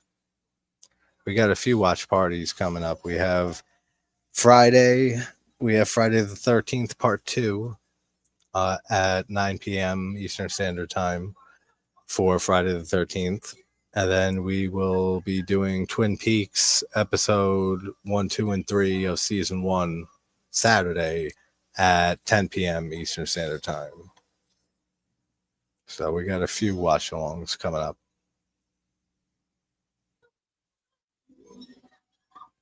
I enjoyed Jack Black and Mickey Pfeiffer's death, but I think it's more that I just like Jennifer and Brandy and I like seeing them in a movie together. Yeah, you are easy to please. Um, but yeah, some characters just have some chemistry that you can't help but loving in movies. I need to check out I Know What You Did. You never saw the original I Know What You Did last summer? Joseph? You never saw it? I'm kidding, but you never saw it, really? That's interesting. It's so weird when things like that take. Yeah, I know, and it's always the things that take 10 seconds, and never the stuff we work our asses off, fucking editing and shit for days, even weeks. So those just average performance and stuff. Then you put something up that just minimal effort and stuff, then it just skyrockets thousands of views and shit. So stupid. Hey Liv, hi Joe. You love the first one? Yeah, I was saying earlier, I don't really care for a lot of the Scream influenced movies and all these slashers that came after Scream. I'm not a big Scream fan either. Like of the original, it's all right. There's things that I do like about it, but I don't like it really, and I despise the whole series, like the sequels. The first one of this, I Know What You Did Last Summer. It's fun. I have some nostalgia for it, but I don't like it really much either. This sequel is terrible, in my opinion. I haven't seen this in forever, and got like 20 minutes left or something like that, 25 minutes. It ain't winning me over this time.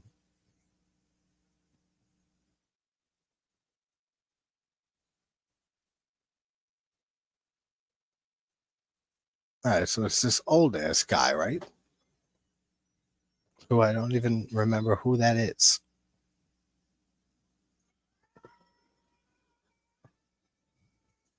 I do remember this scene actually. They're in like this graveyard on the island.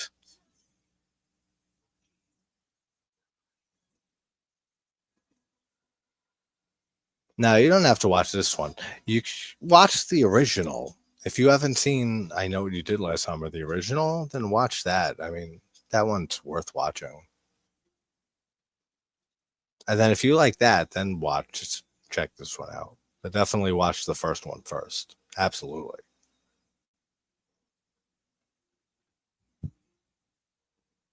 TikTok scares me. I've never posted anything on there.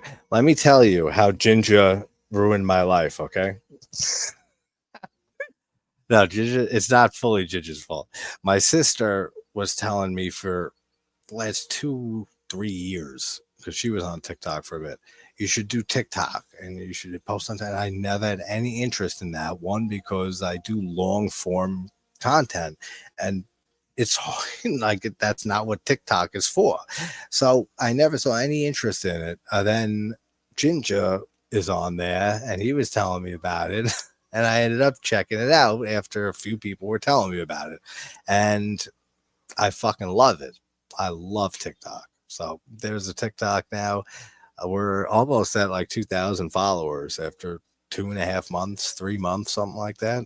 Like you grow a lot faster on TikTok, and most of it is just taken, content taken from the channel, and I post there like in little bite-sized pieces. But there is stuff that I post there that I don't post on the channel, like stuff that I can't post for copyright reasons, either just like commentary on a scene from a movie or just straight up scenes from a movie, like just to watch, have the scene there and stuff, or other random things, music stuff. So, I mean, follow on the TikTok if you're not following their people who are watching out there in YouTube world.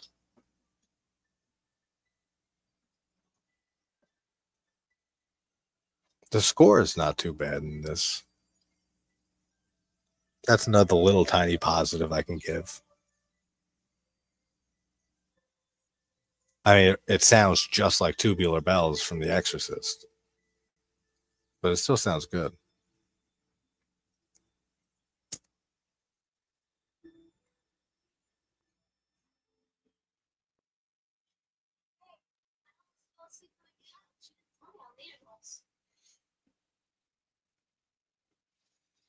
Wait, hold on. Let me go back and see this.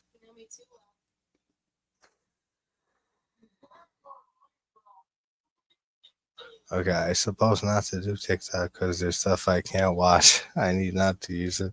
I mean, that's on any platform, Joe. There's stuff on any social media platform that you know you shouldn't watch or for some reason don't want to watch. Um, I was usually against it, then I just copied my stuff over. I never do anything original on TikTok. I saw what I do on YouTube. Yeah, I mix both of that. Like I'll take stuff from the channel and then I'll like anytime now that I post a review, I'll edit that down to like maybe 4 minutes, 3, 4 minutes, and I'll put that up on TikTok. But then I'll also do like a minute or two, a few minute little short review only on TikTok that I don't feel is worth putting on YouTube and messing with the algorithm by putting a short up, because I have this whole theory about doing shorts messes with your performance for regular videos and shit. So I mean, TikTok is fun and it rewards you for posting. So if, like, I'll just have a whole bunch of shit, like spend one night editing a few things and like making drafts of like a few dozen videos, and then I can just drop a few like throughout the week, like at a few points during the day.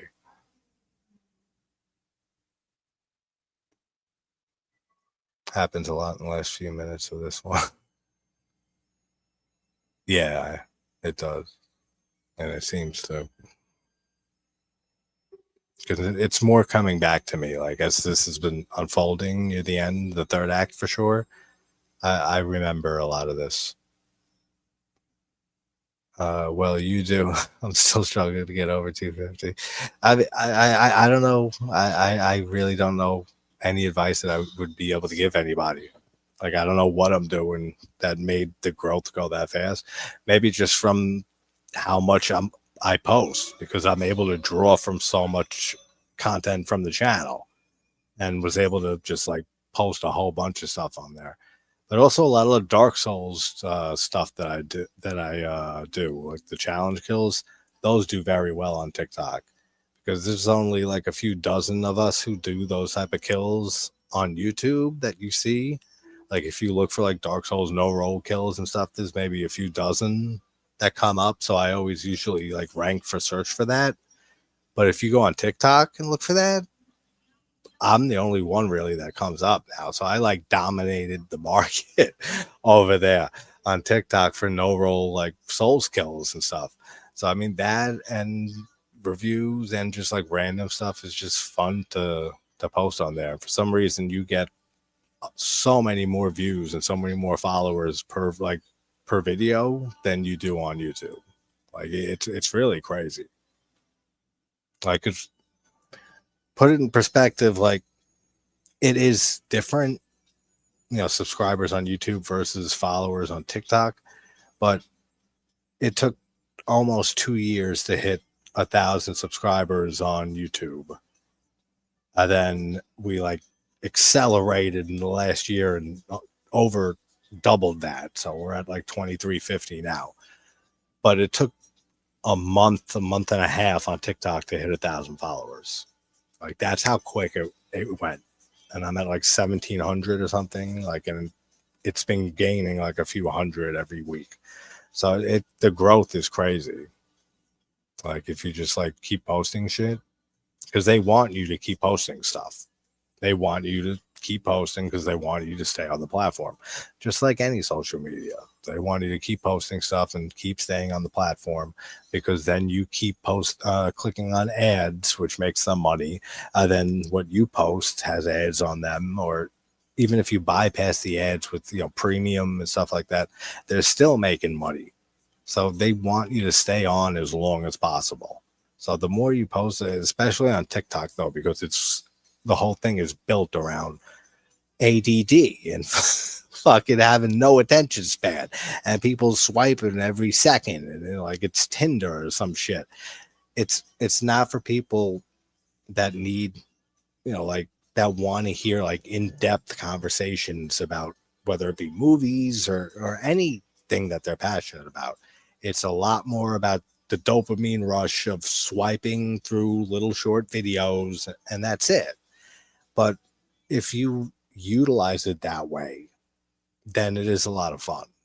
It's just like it's a transition trying to go from YouTube to that. But once you do kind of figure it out, it is a lot of fun for sure. But that is, I still know what you did last summer. It's fucking not good. I mean, I'm glad some of you enjoy it. It's not for me. I would never watch that again, and I would never watch the sequel to this. I'll always know what you did last summer. I can't seem to remember the name of that goddamn movie. No, yeah, I'm not a fan of anything of his at all, except for The Faculty and The Vampire Diaries TV show. Ironically, those are the only two things from Kevin Williamson that I enjoy. And The Faculty, I have my own theories on, and I don't think he even wrote that script and wrote that movie, because there's been a lot of talk of him ripping off his favorite author and stuff for that script. So I mean, that's a whole nother topic, but that's a great film. So The Faculty is the only Kevin Williamson film that I love, because I do love that movie. That is a great film. And The Vampire Diaries, I actually really enjoy that show. I always have. And I mean, I don't know. He just executive produced it and got it started. I don't know how, I forget how much he was involved with it as time went on, but that's the only other thing that I remotely enjoy from him. I don't like Scream. I don't like, I know he did last summer. What was the terrible film he put out last year or 2 years ago? The COVID slasher, Sick. Was that the name of it? Sick? That movie was fucking terrible. I mean, that's how I felt about it. That was a terrible slasher film. That guy should just stick to not slashers. I feel like when he does other things besides slasher movies, that's better than his attempts at doing slasher films. Because they just feel like CW slasher light movies to me, like Dawson's Creek casts with the pretty faces on the cover, and that's what they heavily marketed these movies as back then. And there's a lot of chat that I have to catch up on before I head out here. Yeah, Ghost Ship is fun for like the intro. I haven't seen it in forever though, but I do remember that intro scene is classic. And then the rest of it is pretty forgettable. But it's been years and years since I've seen it, so that's worth rewatching just to see if maybe that'll go up. Um, my channel has been dying a slow, painful death. Why? For over 6 months now. I'm only losing subscribers every month. Maybe I should try TikTok. I mean, it does help. It definitely helps bring in horror fans and like fans of the content that you post and stuff from TikTok that otherwise wouldn't find your channel. Like I've definitely had a decent amount of people go from TikTok and find the channel from there. So it definitely helps with that for sure. Until Dawn. I want to see the movie Until Dawn. I think it's streaming now, right? Because I'm pretty sure I saw like on the PS5 a little bit ago. It said Until Dawn now streaming. Did anybody see that? Because I did enjoy the game when that came out. And I only played it like twice because you choose your own choice. It's like a choose your own adventure type horror game. And there's like a whole bunch of different outcomes and different characters you can play as. So there's like a whole bunch of different playthroughs you can do. I don't know how much the film was based on the game, but I do want to check the movie out.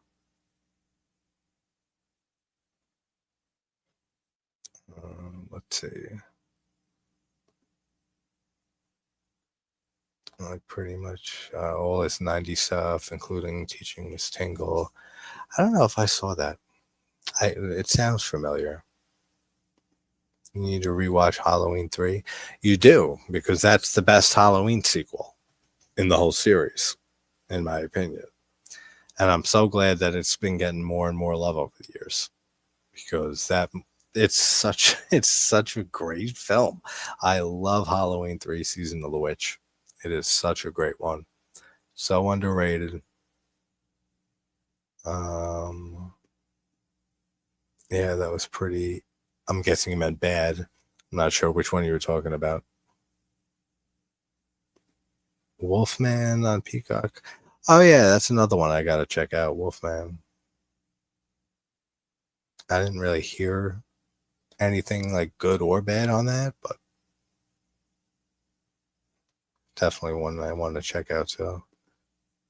Yeah, I want to check it out too. Has anyone seen it? I don't think anyone has.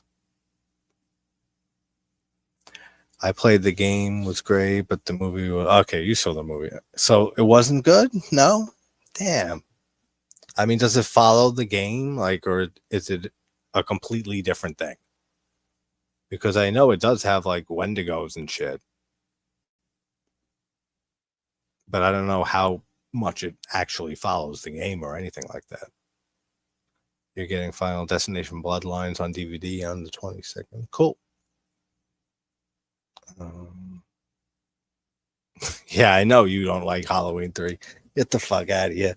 How do you not love Season of the Witch? That's like, it's such a fun movie. You don't need no Michael Myers. That's the best. That whole series is a complete mess.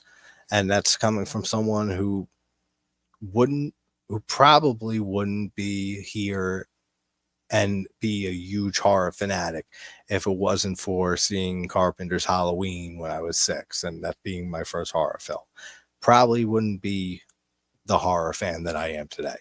But as big a fan as I am of that movie and how important it is to me, and it being my third favorite movie of all time, the franchise as a whole is one of the most disastrous franchises in horror. Like it is so all over the place. I have a lot of nostalgia for 2 through 6 because of just growing up with those ones, and those were the ones that they would always play back to back because H2O didn't come out yet. So I was watching whenever they played them back to back on like AMC or USA, I would watch Halloween 1 through 6. Then I remember when H2O came out, and I didn't really care for it back then either. And it's no surprise Kevin Williamson's name is all over that with rewrites and stuff like that. So he had a lot to do with that too. But H2O's all right. But I mean, I think the only real great Halloween films are the original. Halloween 3 is next. Halloween 4, Halloween 6, Halloween 2, and then Rob Zombie's H2. The rest, you can keep them. Like, that's basically how I feel with the whole franchise.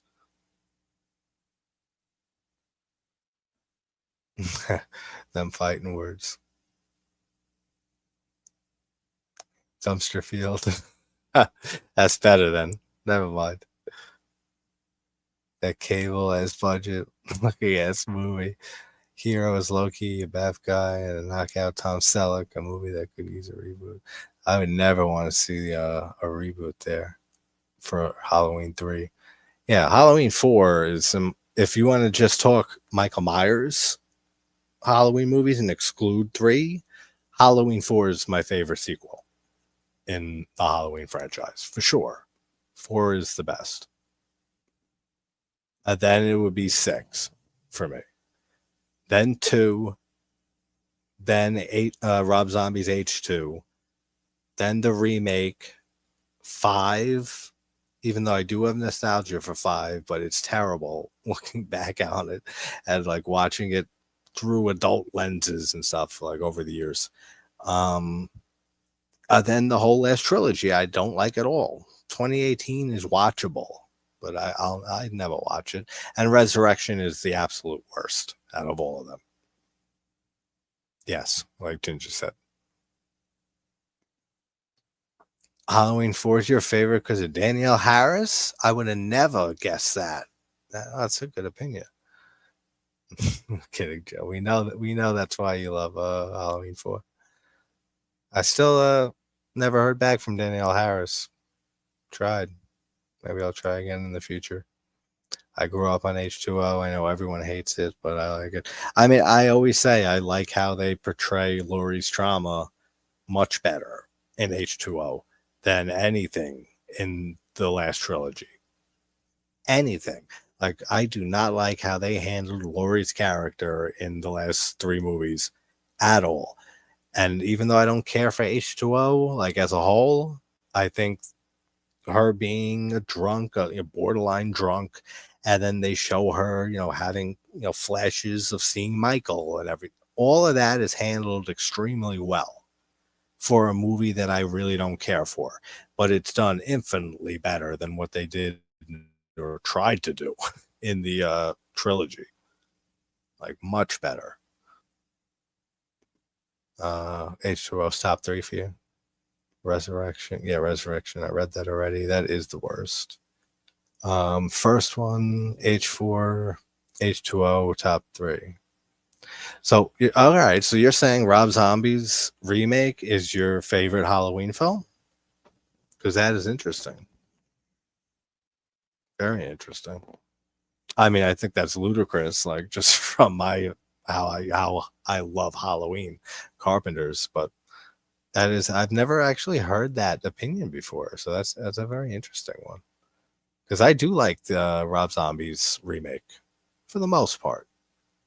I think he did a decent job. And I do like H2. I love that movie. I think that's his better film in his 2 Halloween movies. Yeah. Halloween Ends is better than Halloween Resurrection. I don't remember a thing from Halloween Ends except for just hating every second of it. Every second of it. And Halloween Kills, I dislike 90% of that. 2018 is, yeah, it basically is. It's just done much worse, and it's feels like a fucking cash grab. The whole trilogy did. I enjoyed Halloween Ends, but I did not like Michael Myers was not in the movie, buddy. Yeah, I don't remember much of Ends, like I said, but I did not like it. Kills, I didn't really care for either. None of those last three movies I care for, except for like 2018. I did throw it on, Ginger, didn't I think I was talking to you when I threw it on like a few months back or something. I threw on 2018 and I was watching it, and I was watching. I was saying, okay, it's not as bad. Like it's not bad. I can watch it, but it's just it does nothing for me. There's nothing new there. There's nothing that like it hasn't been done before. It just feels like a complete retread of everything that we've seen already, and there's nothing new brought to the table. It's just run of the mill Halloween film or reboot. Worst is Halloween 3. Yeah, I can't agree on that. I love Halloween 3 so much. I love Rob Zombie's Halloween. Where am I getting lost here? I love Rob Zombie's Halloween. I think Tyler Maine's Michael is probably my favorite. He does a great job. I really like Tyler Maine's performance as Michael. He's definitely up there. Like if we had to rank best Michaels, he would be in the maybe a top 5. He'd be maybe top 5 for me. Jen Chileo the Ganja. Your daughter might be a horror fan like we are, JT. I love horror. Yeah, she doesn't really like movies that much. Like, yeah, she's 11, but like we've watched a few things. Surprisingly, I was able to get her to watch all of Titanic. She watched like she was in and out, like not paying full attention for the first half hour, but then after that, it had her undivided attention. Like except for that one scene or so that I had to tell her to look away and hold her eyes. Besides that, like that movie kept her attention the entire 3 hour runtime, which blew me away. And she actually really enjoyed that. But she liked Megan. I made her watch Megan, and like a little bit after I had Amy Donald on, and she was watching some of the interview, so I said, "Let's watch the movie," and she wasn't fully into it, but she did like it, and she was looking up every now and then and watching like whenever Megan was on screen. And Gremlins she enjoyed, and Beetlejuice is the other one. Besides that, like I still try to get her now and then to watch some type of like more family friendly horror movie, and sometimes she'll go for it, sometimes she won't. So I gotta keep trying with that. But yeah, she's watched some things and has enjoyed them. Kills his ass boogers among soundtrack and cool flash. The flashback scene is the only thing I enjoyed about Kills. They did a great job with really making it look like Donald Pleasance was there, and that was Loomis and everything. Like that was good. Besides that, like, and the whole evil dies tonight with the whole chant, all of that, everything to do with that is just it's so bad. Conjuring, is that the new one that's coming out? The final Conjuring film? Because I haven't seen the trailer or anything, but I don't know. I don't really have high hopes for it. Out of that whole, now we're just going on like all different franchises, but that's cool. On a whole, like on overall, I would say there's 3 movies in the Conjuring verse that I really, really love. And then the rest of them you can keep. And The Conjuring 2 is my favorite. I love that movie. Annabelle Creation is great. I think that's a really, really good movie. And the original Conjuring is really, really good too. Annabelle Comes Home is fun, but it's not great. Everything else, I don't care for. The Conjuring, the devil made me do it. I didn't think that was good. The Nun was terrible. The Nun 2 was better in almost every way than The Nun, but it was still terrible because being better in every way than The Nun being dreadful doesn't make you, above being terrible. So both of those are awful. Then what else we have? The original Annabelle, I don't really care for. There's a scene or two that's effective in it, but I think that one's very uninspired and boring throughout too. And I think that's all of them, right? Up until now, the Curse of La Llorona, that one wasn't really even.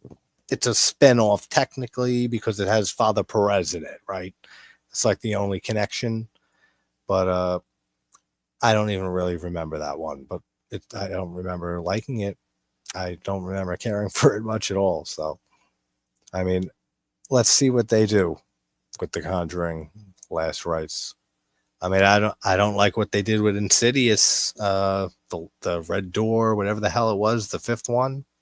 Didn't care for that either. That's another franchise that's just gone severely downhill.